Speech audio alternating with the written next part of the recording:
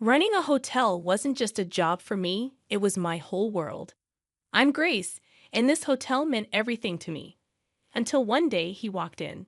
He was hard to miss. A young man in a fancy suit, looking like he had a lot of money. He was busy with his expensive phone. But when he checked in, he did it with a smile that could knock you over. "Good evening, I'm Ethan," he said, his voice smooth as silk. "I'm staying for a couple of nights. Anything interesting going on around here?" His charm caught me off guard, and I couldn't help but smile back. "Well, Ethan, this city's full of surprises. Depends on what you're into," I replied, giving him his key. Our chat was short, but it left an impression on me. Maybe it was his curiosity, or maybe it was how genuinely interested he seemed in what I had to say. He didn't stay long, but when he left, there was a note on the counter. "Enjoyed our talk. Care to continue it over dinner?" It read. I hesitated, not used to mixing work with my personal life, but there was something about him that drew me in. We met at a cozy local restaurant, away from the hustle and bustle. "You really know this place well, Grace," Ethan said with a smile as we sat down. I laughed, feeling strangely comfortable. "I guess you could say I've spent a lot of time here." As we talked, time flew by. Ethan seemed like an open book, sharing stories of his travels and investments.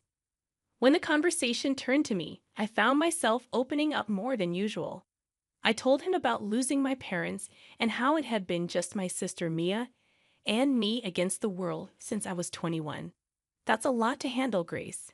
You must be really strong," Ethan said, his eyes showing admiration. I shrugged, trying to brush off the compliment. "We all deal with what life throws at us, right? Mia has always been my priority. Our parents left us a little something, and I've been careful with it, trying to make it grow." He nodded thoughtfully. "Impressive. You've got a good head on your shoulders." As the night went on, I realized something. I hadn't laughed this much in a long time. But whenever I tried to learn more about Ethan's family, he skillfully changed the subject. "My folks and I don't see eye to eye. Let's just say they have their ideas about life, and I have mine," he said, a shadow crossing his face. I didn't push further. We all have our own stories and scars. As the evening drew to a close, I found myself not wanting it to end. There was something about Ethan that made me feel alive in a way I hadn't in years.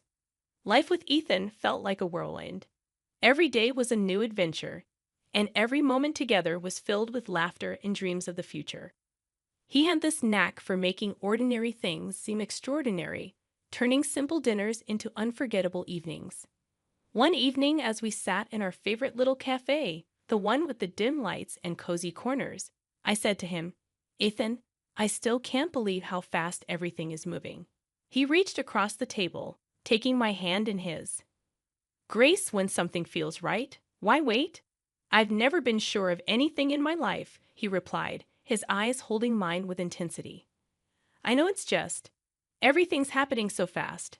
It's a lot to take in," I confessed, feeling a whirlpool of emotion swirling inside me. He squeezed my hand gently. "I get it. But trust me, Grace, I'm here for the long haul. I want to build a life with you, a future. And I want to start by making our wedding day the most memorable day of our lives." The way he spoke about our wedding with such passion and certainty made it hard not to get caught up in his vision. He painted a picture of a day so lavish and beautiful it took my breath away. "Imagine it, Grace. A ceremony that no one will forget. A celebration of our love. It's going to be perfect," he said, his voice filled with excitement. "And the honeymoon. You mentioned something about the most expensive hotel in the world," I asked, a mix of curiosity and apprehension in my voice. His smile widened. "Yes, it's all part of the plan.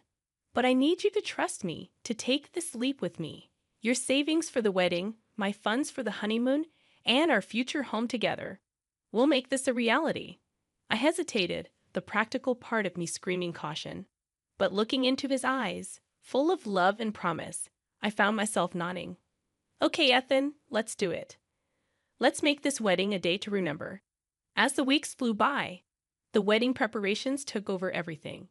Ethan was proactive, taking care of every detail to ensure our day would be spectacular. Watching him so full of life and determination made me fall even deeper in love. Ethan, you're amazing. The way you're handling everything. I don't know how to thank you, I said one evening as we reviewed the guest list and the lavish menu he planned. He pulled me close, his arms wrapping around me. Grace, seeing you happy is all the thanks I need. This wedding, it's just the beginning. Our life together is going to be even more beautiful, but amidst the excitement, doubts crept in. Was I moving too fast? Was I getting swept away by the romance of it all? Every time those thoughts surfaced, Ethan's assurances were there to chase them away. His words, his promises, they were my anchor holding me steady in the storm of uncertainty. The wedding preparations filled my days, but amidst the whirl of cake tastings and flower selections, I knew I needed Mia, my sister, my confidant, by my side. Since our parents passed, it had been us against the world, and her input meant everything to me, especially now. I called her up, hoping she could sneak away from the cafe she worked at. Hey Mia, think you can ditch the aprons and coffee smells for some tulle and satin today? I half joked, my voice laced with hopeful anticipation. Mia's laughter came through the phone, light and familiar. For you, sis, I'll trade coffee stains for bridal trains any day. Give me an hour to wrap things up here, and I'm all yours. The bridal shop was a wonderland of white and ivory dresses cascading like waterfalls of lace and silk. As I tried on gowns, Mia's presence was a calming force in the storm of satin and sequins. That one, Grace, it's like it was made for you, Mia said, her eyes lighting up as I stepped out of the dressing room in a gown that felt just right. I studied my reflection, the dress hugging every curve and cascading to the floor in a sea of soft fabric.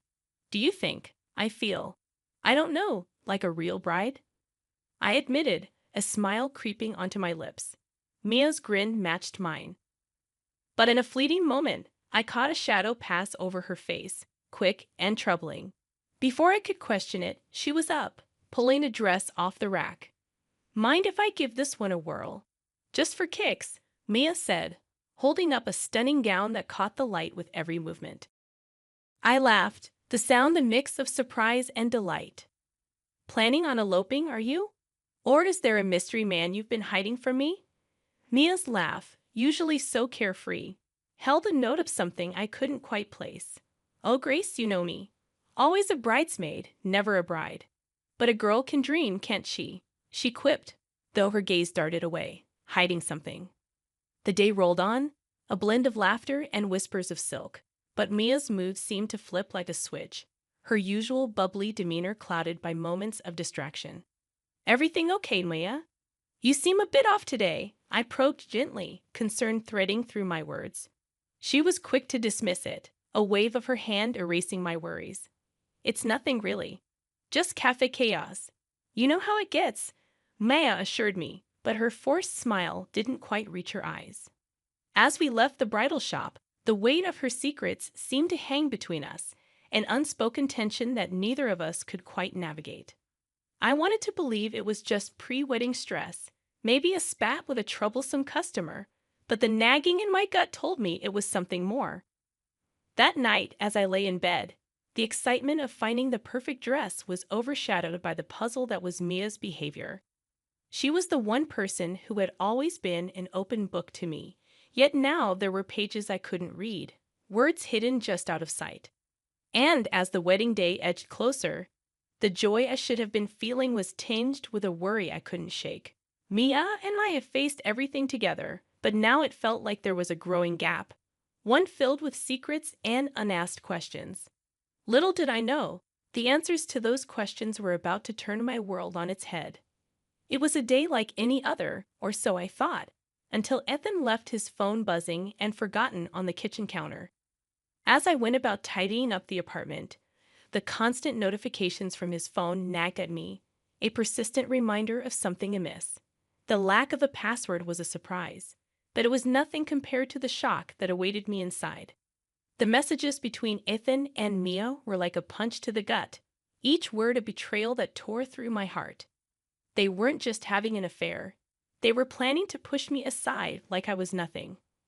Like all the years of sisterhood with Mia meant less than the dirt under their shoes. I read and reread Mia's message, confessing her pregnancy with Ethan's child.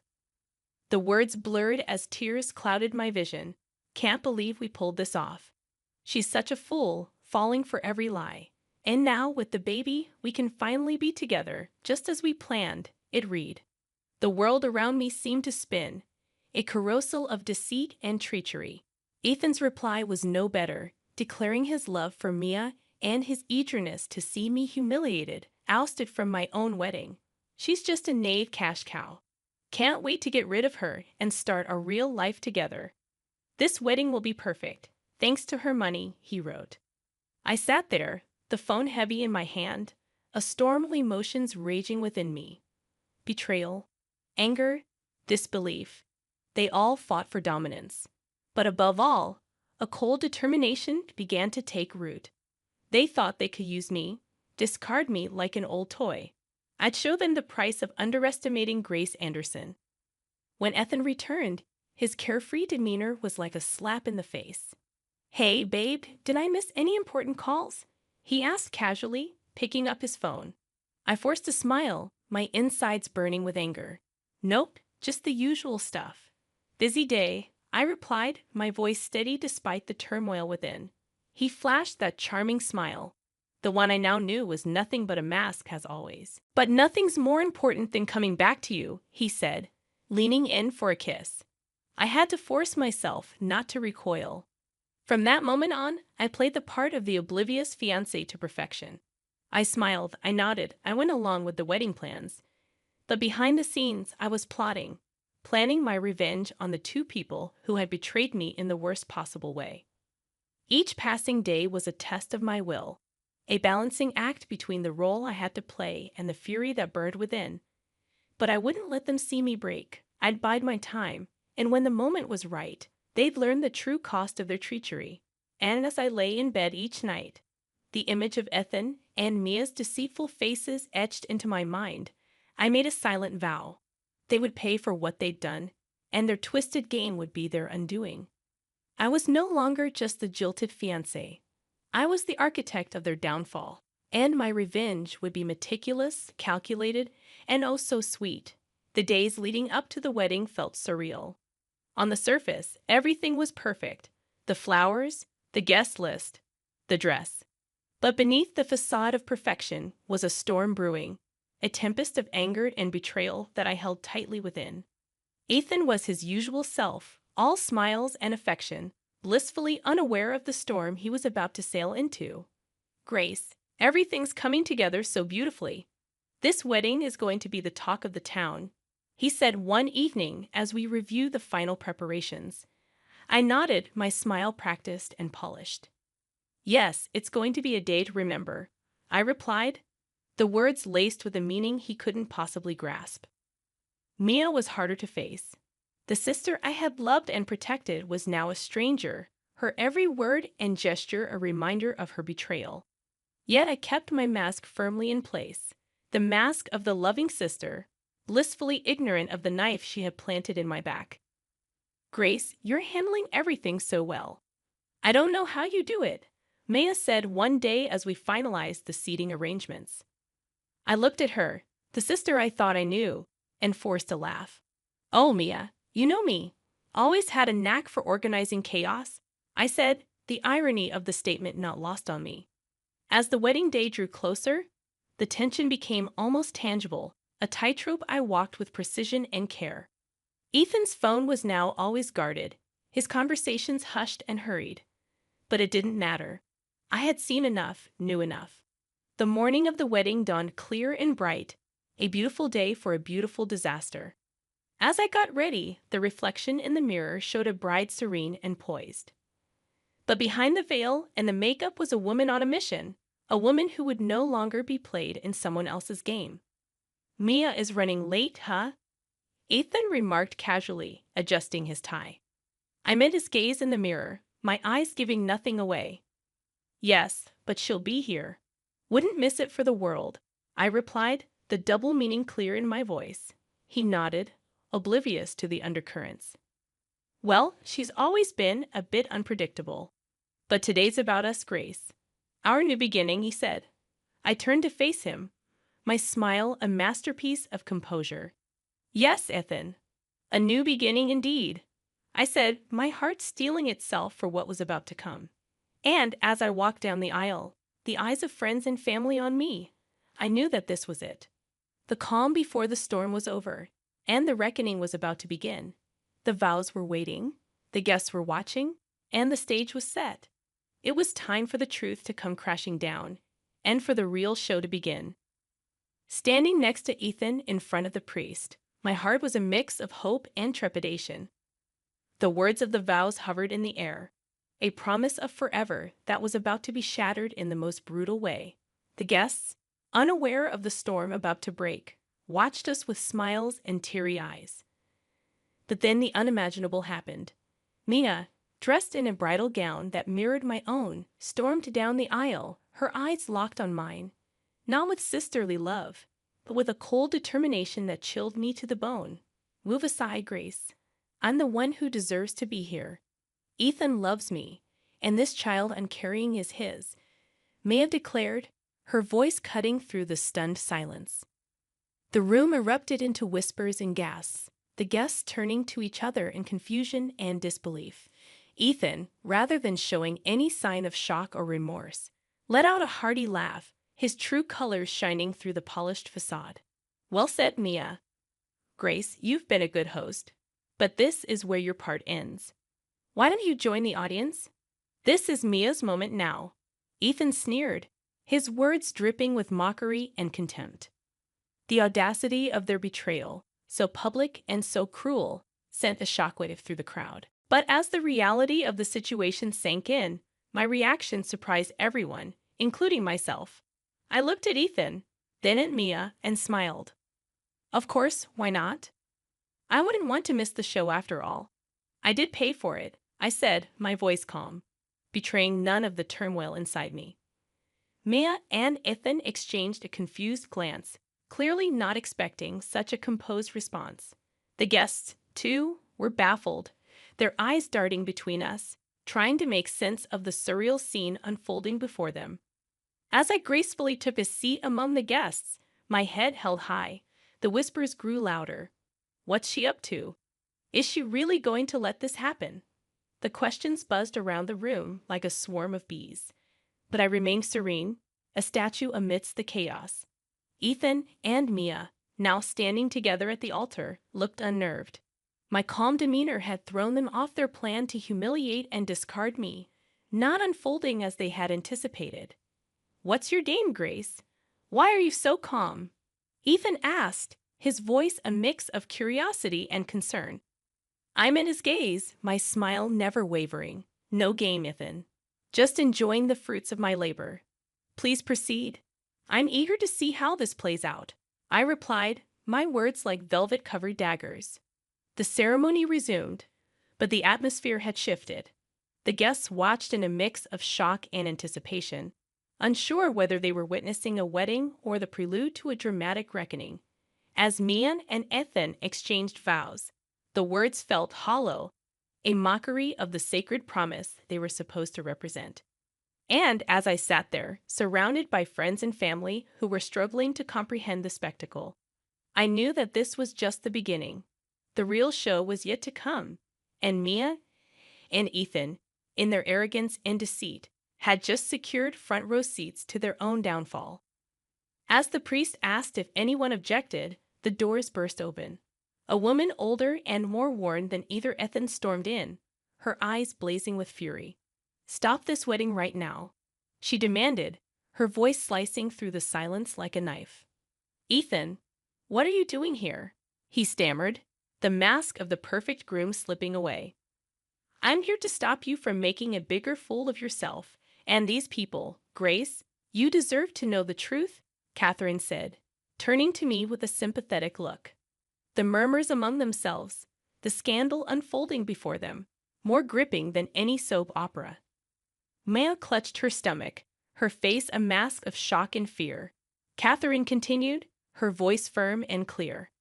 Ethan is a liar and a cheat.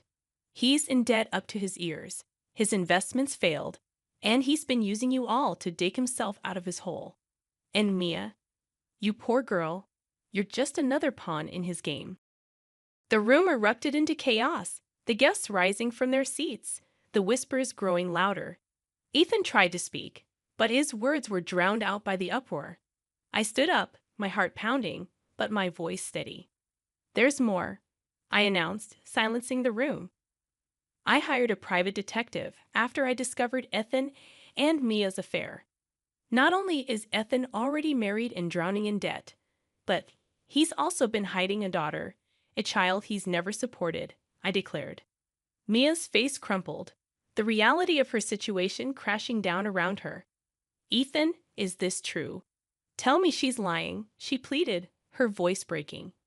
Ethan, now pale and defeated, had no words. His lies, his deceit, all laid bare for the world to see. But the final blow was yet to come. As the guests processed the revelations, Ethan's parents, two stern and imposing figures, entered the room. I had reached out to them, told them everything, and now they were here to confront the son who had brought shame to their name. Ethan's father, a man of few words, spoke with a voice that resonated with disappointment and anger. "Ethan, you are no son of mine. Your actions today and in the past have shown your true character. You are cut off from our family and our fortune." As the room settled into an uneasy silence, I looked at Ethan, Mia, and the shattered dreams they had tried to build on the foundation of deceit. The pain of betrayal still throbbed in my heart. But standing there amidst the ruins of what was meant to be my happiest day, I knew that this was not the end of my story. In the aftermath, I found myself in the cold halls of justice, seeking reparation for the damage Ethan had caused. The courtroom felt like another world, a place where the pain and humiliation I had endured were translated into legal jargon and paperwork. "Ethan, you've not only broken a promise, but you've also shattered trust and exploited generosity. You owe me more than just an apology. You owe me compensation for turning my life upside down," I stated firmly. The judge's gavel sounded like thunder in the tense silence. "The court finds in favor of the plaintiff. The defendant is hereby ordered to pay $50,000 in damages for the distress and financial loss caused," he declared. As I walked out of the courtroom, the burden of the past months felt lighter. Justice had been served, but the road to healing was just beginning. Ethan's troubles didn't end with me. Catherine, his legal wife, fueled by hurt and fury, launched her own legal battle, demanding compensation for his infidelity and neglect of their child. Life moved on, but the scars of those tumultuous months remained. I focused on rebuilding my life, on finding peace in the simple things. I had loved and lost, trusted and been betrayed, but through it all, I had survived. And as I looked back on everything that had happened, I realized that the most important journey was the one I was taking within myself, a journey of healing, of rediscovering my strength, and of learning to trust and love again.